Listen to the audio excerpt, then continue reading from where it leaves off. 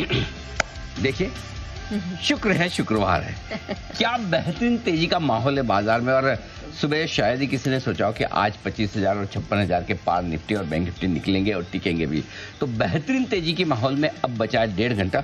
ऐसा लग रहा है अभी 3:30 बज जाए और बंद हो जाए तो कोई दिक्कत नहीं, लेकिन क्या पता 3:30 बजे तक हम कुछ और बेहतर, कुछ और मजबूत हो जाए। जो कुछ भी हो, बचे हुए 1.5 घंटे और अगले हफ्ते की करनी है प्लानिंग। और अगला हफ्ता इसलिए इंपॉर्टेंट है कि ये है monthly expiry Nifty, bank Nifty और सारे इंडाइसेस की। ऐसे में क्या हो, आखिरी 1.5 घंटे की स्ट्रेटजी इस तेजी की उछाल में पोजीशन कम करने का वक्त है या कुछ और बनाने का। वीकेंड का डर अभी तो वैसे निकला हुआ है भाव देख के, लेकिन वाकई में क्या कुछ चिंता करनी है या फिर हो जाना है एकदम मस्त, इन सब पर करेंगे बातचीत। स्वागत है आप सबका फाइनल ट्रेड में। नमस्कार, मैं हूं अनिल सिंह भी। नमस्कार, जी बिजनेस के बिग स्टूडियो में आप सभी का स्वागत है। थैंक गॉड इट्स फ्राइडे, क्योंकि पार्टी वाला मोड लग रहा है। क्या द मच अवेटेड ब्रेकआउट वो कंफर्म हो गया है और क्या यहां से रैली की शुरुआत हो सकती है? क्या डर को पीछे छोड़ के हमारा मार्केट अब भागने, दौड़ने और उड़ने के लिए है तैयार? चलिए इन सब सवालों के जवाब जानेंगे। सर, सबसे पहले इस वक्त की बड़ी बात है। बिल्कुल बड़ी बात यही कि निफ्टी ने 250 पॉइंट की तेजी दिखाकर 25,000 के ऊपर के लेवल के आपको कराए हैं। दर्शन कर लीजिए आप भी, नहीं किए तो। और दूसरा ये कि बैंक निफ्टी भी आप देखें तो बढ़िया तेजी के साथ 56,000 की पार निकलकर 56,200 के ऊपर निकलता हुआ दिख रहा है। और सेंसेक्स में अच्छी तेजी 800 अंकों की है। मिड कैप और स्मॉल कैप शेयर 1% ऊपर है। सभी सेक्टर हरे निशान में आपको नजर आएंगे। वाह क्या बात है।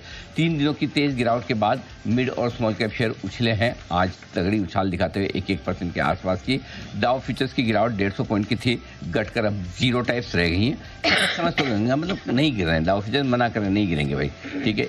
तो ये है आपके लिए बढ़िया बढ़िया एक्शन इस वक्त आपके लिए आता हुआ। बाजार का बढ़िया तेजी का माहौल है और सभी सेक्टर तो हरे निशान में है, जैसे मैं बता ही चुका हूँ आपको। सर, एक डायलॉग याद आ रहा है, वो जो अक्सर हम कहते हैं ना कि आगे बढ़ो, डर के आगे जीत है। 100% बिल्कुल। ये जो मार्केट है ना, पता नहीं क्यों वैसे ही वाली फीलिंग दे रहा है। ये फीलिंग ठीक है या मतलब बस यही फीलिंग ठीक है, डर के आगे जीत। और आपको याद होगा कल और आज दोनों दिन हम ये बात कर रहे थे कि इस मार्केट का सिस्टम ही ऐसा हो गया, जैसे आपको ले गया ये तो गया, नीचे बस टूट जाएगा, अब तो खराब होने वाला है और ये रिकवर होता है। जैसे ही ऐसा लगता है कि अब तो ये ब्रेकआउट देने वाला है, जैसा कि अभी लग रहा है और वहां से कहां से प्रॉफिट बुकिंग आती है पता नहीं चलता, सेम डे या फिर नेक्स्ट डे। तो फिंगर्स क्रॉस, देखते हैं वो इस बार होता है या नहीं होता। लेकिन हाँ, अब तक तो ये है।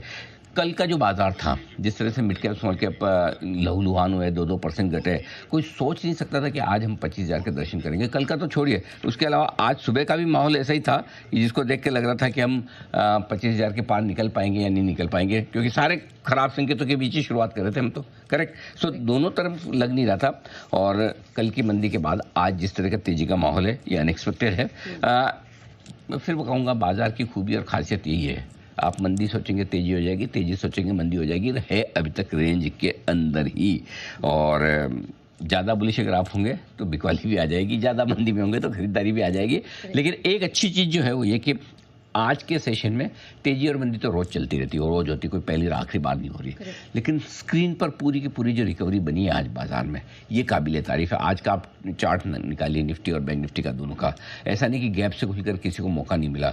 जिस किसी का भी तेजी करने का मन था उसको पूरा मौका मिला। जिस किसी को भी बेचने का मन था, हर एक लेवल पर बेचने का मौका मिला। तो शुरुआत में घंटा 1.5-2 घंटा आपको आराम से बहुत टाइम दिया। अगर आप खरीदना चाहते तो आपने, किसी ने आपका हाथ रोका नहीं, आप नहीं ले पाएंगे, सीधा गैप से खोलेंगे, जाओ, अब है मजबूरी में लो। मजबूरी वाली नहीं, ये आपकी मजबूती वाली खरीदारी हुई। तो आज की स्क्रीन की जो तेजी बनी है, ये काबिल तारीफ है। ठीक है सर, वो तो सरप्राइज एलिमेंट, चलिए मार्केट का नेचर ही है, स्वभाव है, कुछ नहीं कर सकते। लेकिन फिर भी आज जो दौड़े हैं बाजार, कारण तो होगा। बिल्कुल, देखिए कारण तो ही है और हमेशा होते हैं, लेकिन एक्चुअली देखा जाए तो आज की तेजी का कोई बड़ा कारण नहीं। अच्छा, सीरियसली नहीं है, नहीं ये तो नहीं है कोई जरूर। देखो ढूंढने जाएंगे, देखो मैं कहता हूँ ना कि कुछ चीज़ हो गई, उसके बाद में उसको जस्टिफाई करना तो आसान है कि अब तेजी होगी तो तेजी क्यों हुई है, वो जस्टिफाई करना आसान है।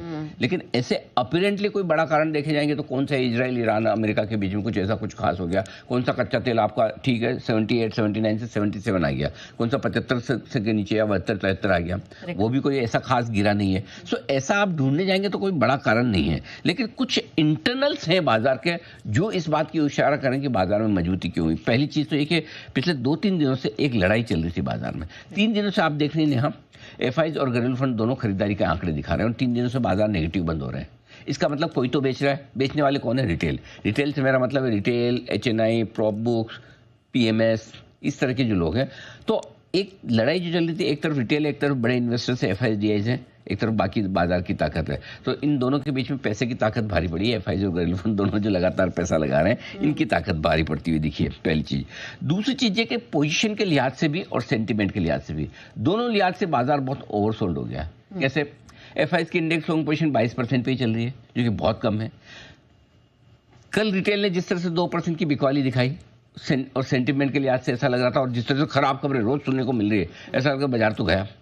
ठीक है। और कल हम बात भी कर रहे थे, कई बार लोगों को ऐसा लगता है ना कि भाई और प्रॉफिट ना बने चलेगा, नुकसान ना हो मेरे को, तो वो थॉट प्रोसेस वाले भी कल बेच गए। कल जो मिड कैप स्मॉल कैप शेयरों में ज्यादा बिकवाली, वो नुकसान वाली कम थी, डर वाली ज्यादा थी कि कहीं मेरा प्रॉफिट का सौदा लॉस में ना चला जाए, मैं बेच देता हूँ। ये सारी चीजें कल हुई है, और इसीलिए कल की तेज गिरावट के बाद जो सेंटीमेंट कमजोर हुआ, इस कमजोर सेंटीमेंट में जहाँ पोजीशन कम, सेंटीमेंट दोनों ओवरसोल्ड, वहीं से एक शॉर्ट कवरिंग और खरीदारी आती दिखी आज। आज की रिकवरी के पीछे कारण यही है, इंटरनल है। ऐसा नहीं कि कोई ट्रंप ने, ईरान और इजराइल ने आपको आके कान में बोला हो चुपचाप कि भाइयों देखो हम सैटरडे संडे को लड़ाई बंद कर देंगे, सीज फायर होगा, शांति हो जाएगी और अमेरिका हमला नहीं करेगा, ट्रंप हमारे लिए अच्छा बोले। ऐसा कुछ भी नहीं हुआ है। हुआ है तो हमें पता नहीं, बट मैं अंदाज लगा रहा हूँ ऐसा कुछ भी नहीं हुआ है। जो कुछ हुआ है हमारे बाजार के इंटरनल्स के दम पर तेजी बनी है। ठीक है। 25,000 के ऊपर निफ्टी, 56,000 के ऊपर निफ्टी बैंक ब्रेकआउट मिल गया, कंफर्म है? छोटू ब्रेकआउट छोटू ब्रेकआउट मिला। हाँ, छोटू ब्रेकआउट है। कौन सा? 25,000 के ऊपर आपका इंट्राडे स्टॉप लॉस ट्रिगर हो चुका है। 56,000 के ऊपर बैंक निफ्टी का इंट्राडे स्टॉप लॉस ट्रिगर हो चुका है। ठीक है। ठीक है। क्लोजिंग वाला होना बाकी है। ठीक है। क्लोजिंग वाला 25,150 के ऊपर निफ्टी बंद होगा, ब्रेकआउट कंफर्म हो जाएगा। क्यों? क्योंकि 9 अप्रैल से जो आपने 21,742 से अपनी यात्रा शुरू की है तेजी की, उसकी हाईएस्ट क्लोजिंग आपको मिली है 25,141। ठीक है। और वो 25,141 की क्लोजिंग आपको मिली है 11 जून को। आज अगर आप उसके ऊपर, आज कल जब भी मतलब मंडे वेनेवर उसके ऊपर बंद होते हैं, तो आप नई तेजी के लिए ब्रेकआउट देंगे। उसमें इंट्राडे हाई 25,222 का था, जहाँ से आप 150 पॉइंट ऊपर है। लेकिन 25,141 के ऊपर की क्लोजिंग मिलेगी, जो मैंने राउंड फिगर में 25,150 लिखा है, तो आपको एक अच्छा ब्रेकआउट मिल जाएगा। बैंक निफ्टी के लिए हालांकि वो 56,850 का लेवल है, तो मैं अभी बैंक निफ्टी के लिए, बैंक निफ्टी वैसे भी मजबूत है, कमजोर ज़्यादा हुआ नहीं है ऐसा, तो बैंक निफ्टी तो ठीक ही चल रहा है। बट इन एनी केस मुझे निफ्टी का ब्रेकआउट चाहिए। निफ्टी का ब्रेकआउट मुझे 25,141 के ऊपर मिलेगा, ये ध्यान में रखिए। ऑलराइट, ठीक है।